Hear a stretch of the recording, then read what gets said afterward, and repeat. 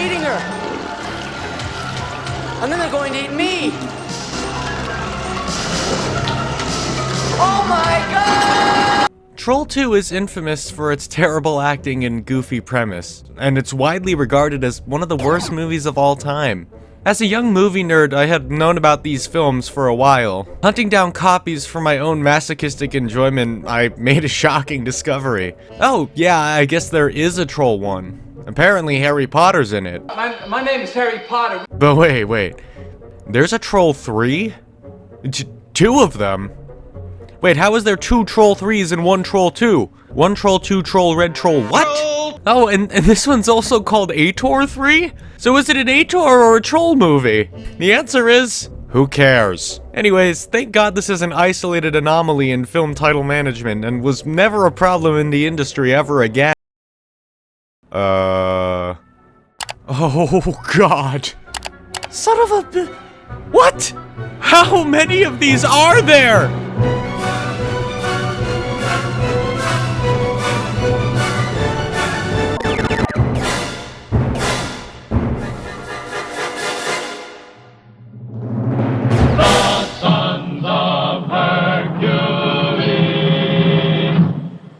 Starting in the late 50s, Italian filmmakers went crazy pumping out peplum films that featured famous stock characters, namely Hercules, or Heracles if you want to be a dickhead. Since this genre was popular in the US, Embassy Pictures wanted to release some of them in America. These eventually became the Sons of Hercules, a TV movie series that repackaged 13 randomly selected Italian peplum films and aired them in the late 60s. There's just one problem. Arguably, 2 of these films have any mention of Hercules, let alone his many illegitimate children. Son of Hercules in the Land of Darkness, the one I've been showing here, was originally titled Hercules the Invincible in Italy, which is pointedly about Hercules and not one of his quarter demigod kids. Many of the others were retitles of films featuring Maciste, one of the oldest Italian stock characters in film history. Sprinkled amongst the rest are films that featured other stock characters like Perseus and Ulysses, as well as random isolated sword and sandal films. Here's a full list I compiled. These titles are wild, by the way. Mole Men versus the Son of Hercules, Devil of the Desert against the Son of Hercules. These films were loosely strung together with a theme song and intro narration explaining that this is just one of Hercules' other sons. Don't ask why they're not played by the same actor, just shut up. I'm just fucking around. These films are hilariously over the top, perfect for a cheesy movie night. And I think it's sort of poetic that myths and characters that have been passed down orally, changing over the years, are still being adapted for the times. I think that's a greater homage to these legends than making a completely accurate adaptation of one mythological text. Actually, Heracles did have a few sons, and these films aren't faithful to the mythology. Shut up, dickhead. Based off the manga by Kazuo Koike, a series of 6 Lone Wolf and Cub films were released between 1971 and 1974. You heard me, 6 films in 2 years. Don't mess with the Japanese film industry's ability to pump out series, man. How long did you wait for all the Star Wars sequels to come out? Yeah, catch up, George. Anyways, of all people, David Weissman, who frequently worked with Andy Warhol, bought the rights to distribute the film in the United States. With director Robert Huston, the pair decided to cut together the first 2 Lone Wolf and Cub films and release them as one movie. Shogun Assassin. This was done mostly because much of the backstory was in the first film, Lone Wolf and Cub Sword of Vengeance, but the action in the second film, Lone Wolf and Cub Baby Cart at the River Styx, appealed more to Western audiences. Side note, I love the Shogun Assassin dub. It's so good, but so goofy. I want your head. You cannot kill me. When it came time to release the third film, Lone Wolf and Cub Baby Cart to Hades in America, they had a lot to consider. Many older Japanese film series like Lone Wolf and Cub weren't numbered, instead having episodic subtitles or matching taglines, etc. The US distributors, taking this tradition into consideration, decided on this course of action. Yep, Shogun Assassin 2. You can send my check in the mail. So the third Wolf and Cub is now the second Shogun Assassin. It wasn't edited in any way to differentiate it like the first one. It's the same movie, just now in a divergent chronology. And this continued all the way up to Shogun Assassin 5, Cold Road to Hell. Here's a list I made for convenience sake. Adding to the confusion is the fact that when the original Japanese Lone Wolf and Cub films were released here with English subs, they were also given different names. The Criterion DVD release, which I have right here, uses these newer English titles. And I found an additional source that lists other more obscure releases of these films with even more titles. Though this is a blog, so take that with a grain of salt. Still, Jesus, I feel like I need a 4-dimensional array to properly catalog the data on this film. Anyways, don't let that deter you from watching these. Start with Shogun Assassin, and if you like that, watch the rest of them. Farewell, my son. Credited with starting the modern zombie film genre, George A. Romero's Living Dead series went through similar bullshittery when it was exported abroad. That's the technical term, by the way. After finding success with Night of the Living Dead, Romero released the sequel, Dawn of the Dead, in 1978. The film was co-produced by Italian filmmaker and actual walking corpse Dario Argento, who had significant influence over its European release. On top of re-editing the film to cut down on the humor and focus on the gore, he retitles the film to Zombi, sometimes also called Zombie Dawn of the Dead. Then, fellow Italian filmmaker Lucio Fulci, with dollar signs in his eyes probably, decides to cash in on the European zombie buzz by making Zombie 2. As much as I would like to talk about how these films approach the genre with their own unique spin, that's a topic for another day.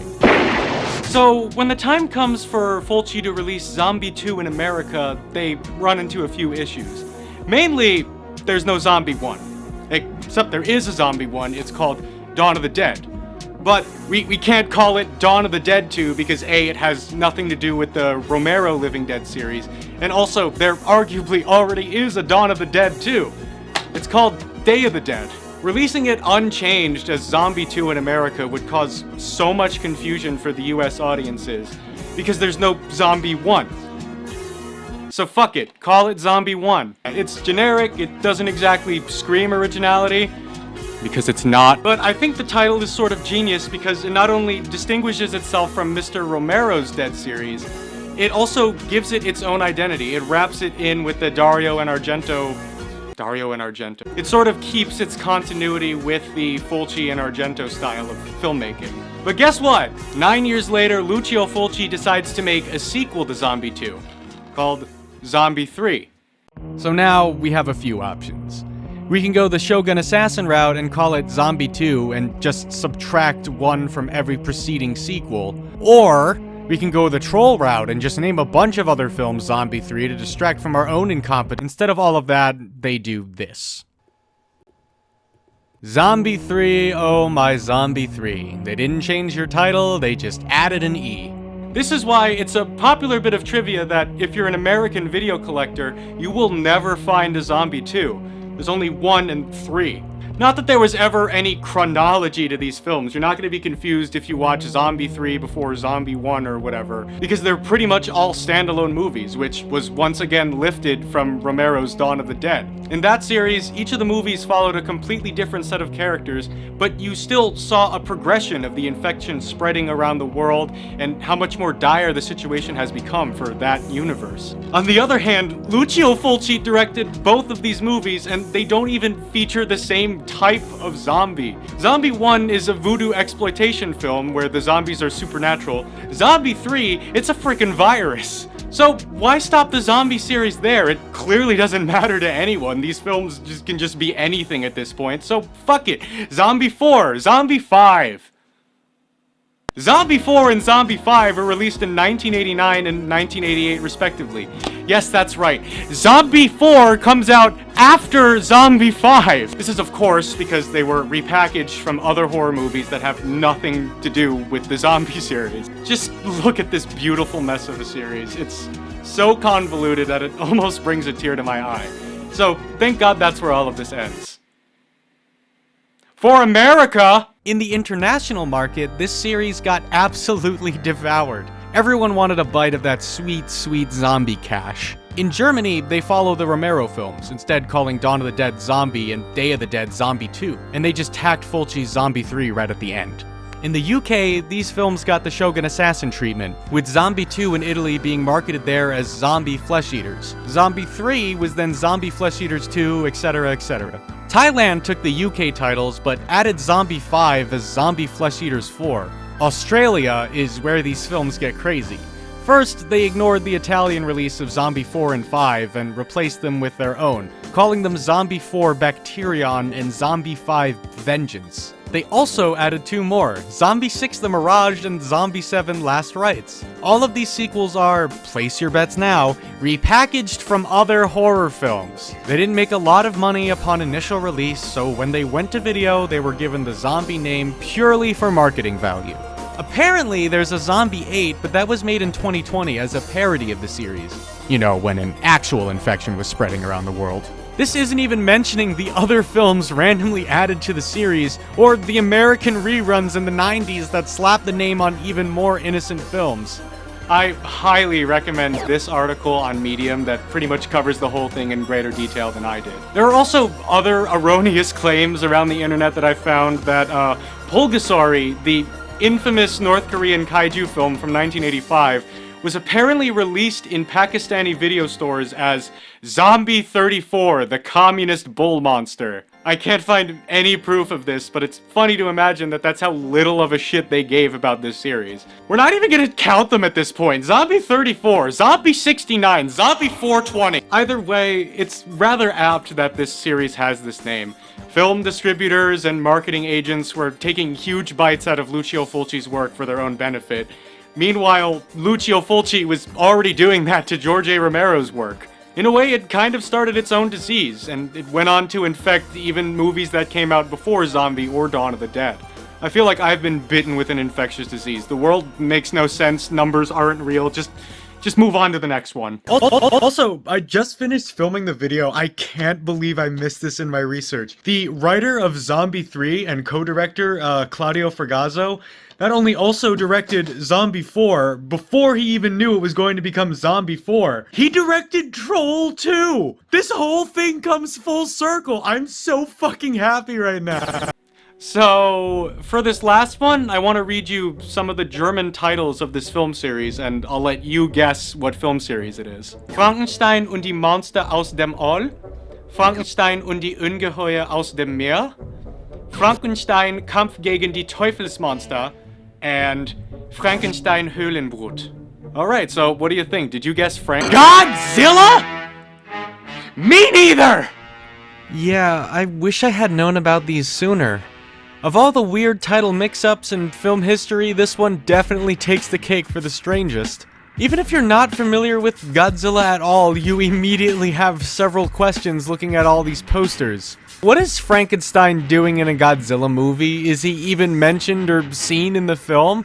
Why are there so many mentions of devils and demons? Why is King Kong also in half of these? Why are there 2 King Kong versus Godzilla movies? Who the f*** is Konga? Oh, at least I got this one right. Godzilla, the dragon from the jungle. I wouldn't really call him a dragon, and he's not from the jungle, but at least they got the name right.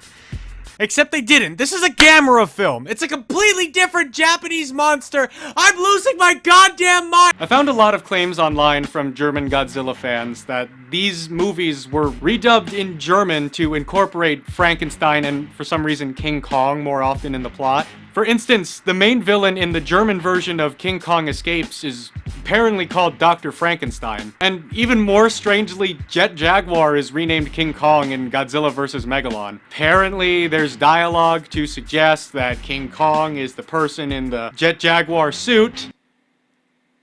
I see it. So once again, no concrete proof of that being the case, but I won't outright deny it. It's very hard to find these claims, especially since, you know, now everyone knows what the proper Godzilla titles are and the German dubs are obsolete. I seriously can't find them anywhere on the internet. Another explanation that I found that I thought was a bit more compelling is that the British Hammer Frankenstein movies and the Dino De Laurentiis remake of King Kong were very popular in Germany at the time.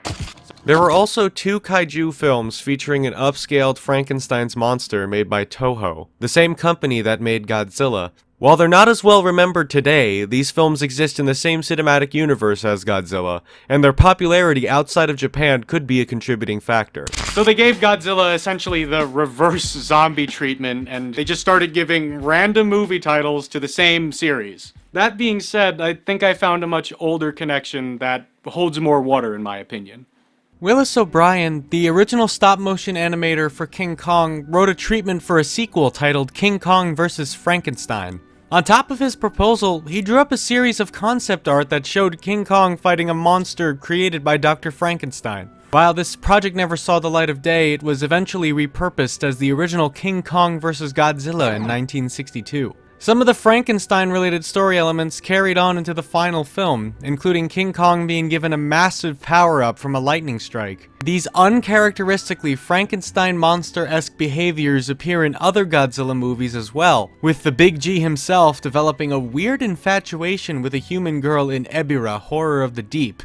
Oh, I'm sorry, I mean Frankenstein und der Ungeheuer. As loose as the connection may be, I don't think it's too far of a stretch to say that some of this got through to the German distributors. But that still doesn't explain why there were so many of them and why they had to be so different from just calling it Godzilla. One could argue that this reflects a unique relationship between Germany and Godzilla. If you'll indulge me for a second, I want to turn your attention to this article written by Professor of Japanese History, Gregory Pflugfelder, because I think what he says might explain a cultural rationale behind these strange titles. In that German version of Godzilla, an entire plot point is retained even though the American version would minimize it. One of the central characters, a physicist, had been involved in research with Nazi Germany during the war. This is something Hollywood decides is not useful for its own purposes. For a German audience, a whole recent history is being invoked that is still very meaningful to German audiences. If you focus on the Japanese version and the American version of the film,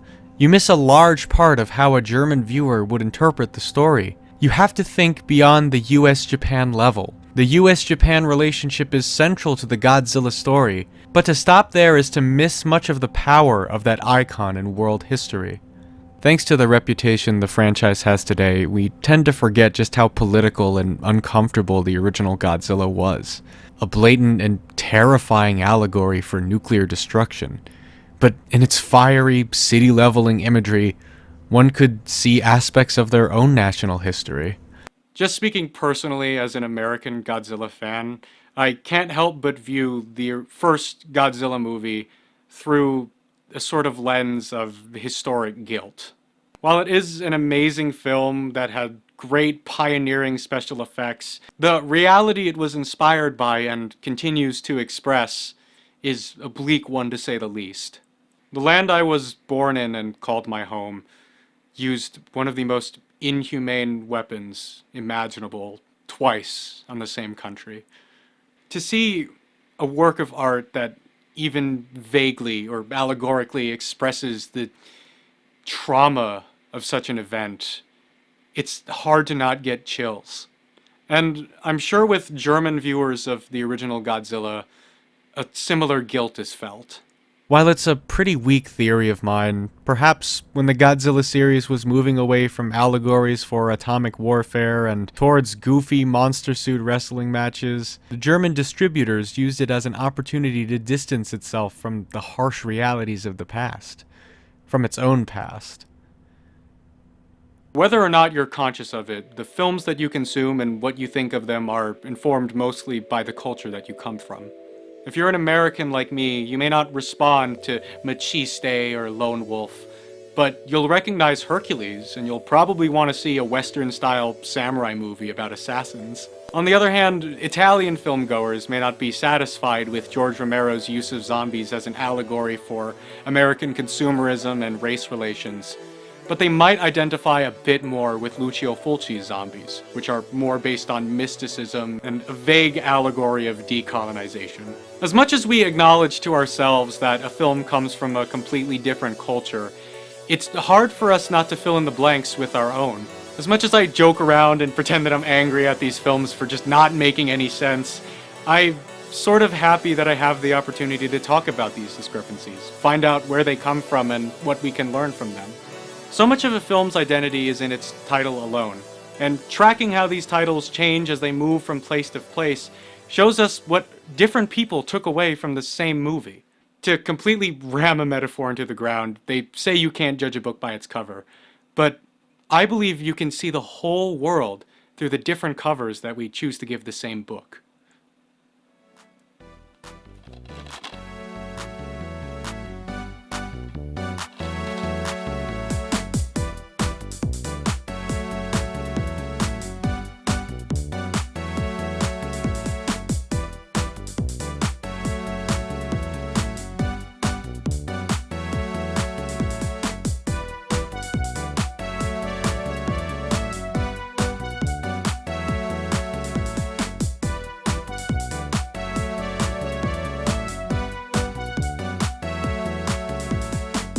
It's called Dawn of the... That's not the right movie.